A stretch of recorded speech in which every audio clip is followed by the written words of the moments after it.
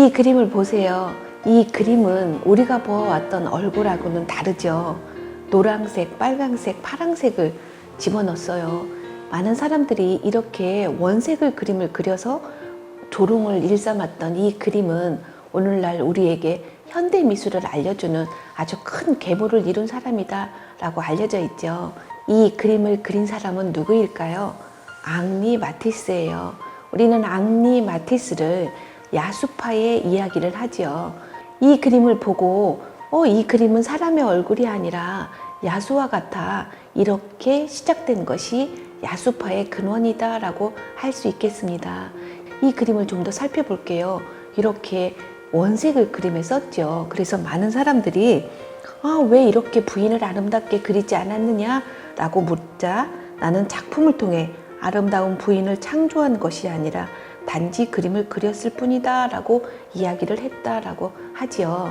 얼굴에 노란 녹색으로 가르마를 탔어요. 너무나 원색적이어서 부인조차도 이 그림이 마음에 안 들었다라고 하고 있거든요. 이렇게 시작된 마티스는 야수파의 거장이다 라고 할 수 있겠죠.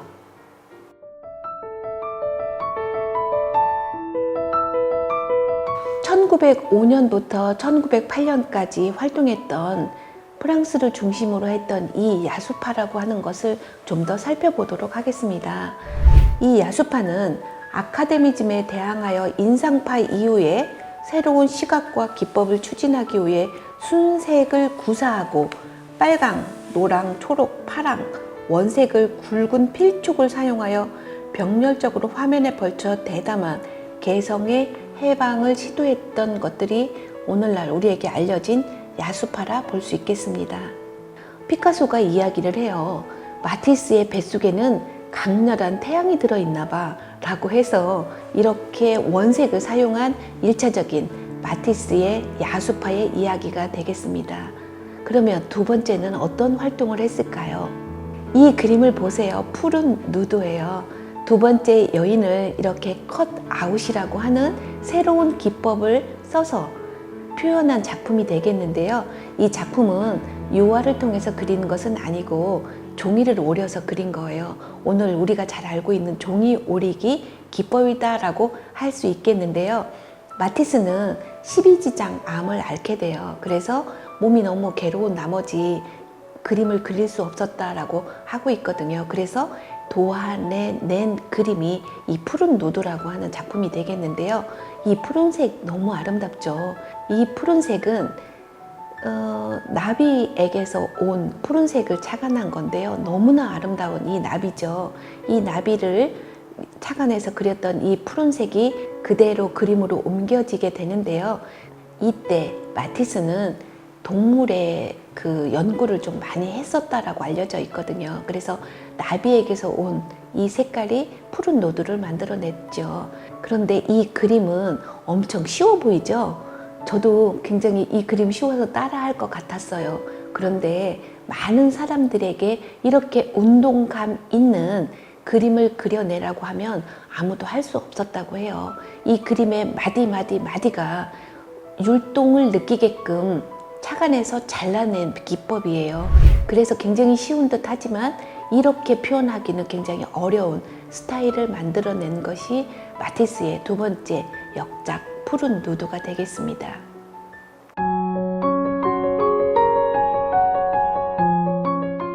이렇듯 컷아웃이라고 하는 새로운 종이 기법이 오늘날 우리 거장들에게도 많은 영향을 미치게 되는데요.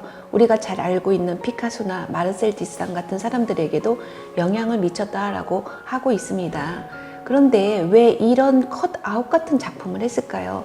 여러 가지 요인들이 있지만 아까 이야기한 대로 12지장 암을 앓고 있었던 이 마티스는 더 이상 유화 물감을 사용해서 그림을 그릴 수 없었던 첫 번째 이유가 되겠고요. 두 번째 이유라 하면 19세기에 카메라가 탄생이 된 이후에 더 이상 그대로 그림을 재현하는 것에는 별로 의미가 없었다라고 알려져 있거든요. 이렇듯 마티스는 세계 이야기를 해방시켰고 컷아웃이라고 하는 두 번째 역작을 남겼는데요. 마지막 작품을 살펴보도록 하겠습니다. 로사리오 성당의 이야기가 되겠는데요. 이 성당은 아주 아름다운 이야기가 시작되는데요. 마티스가 이렇게 12지장을 앓고 있을 때 굉장히 극진히 간호해 주었던 간호사가 있었어요. 그런데 어느 날 마티스를 찾아왔던 이 소녀는 옛날에 그렇게 극진히 보살펴 주었던 이 간호사였던 거예요.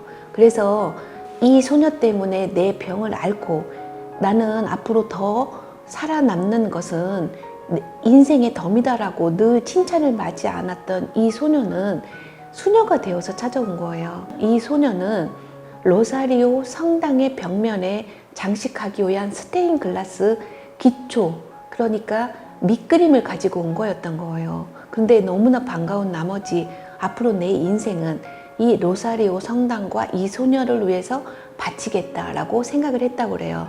그래서 오늘날 우리에게 보여주고 있는 이 로사리오 성당의 스테인글라스예요. 처음에는 창문에 비춰지는 스테인글라스만 장식을 했지만 나중에는 세라믹으로도 조각을 하고 세라믹으로 또 이렇게 단순화한 작업을 직접 했는데요.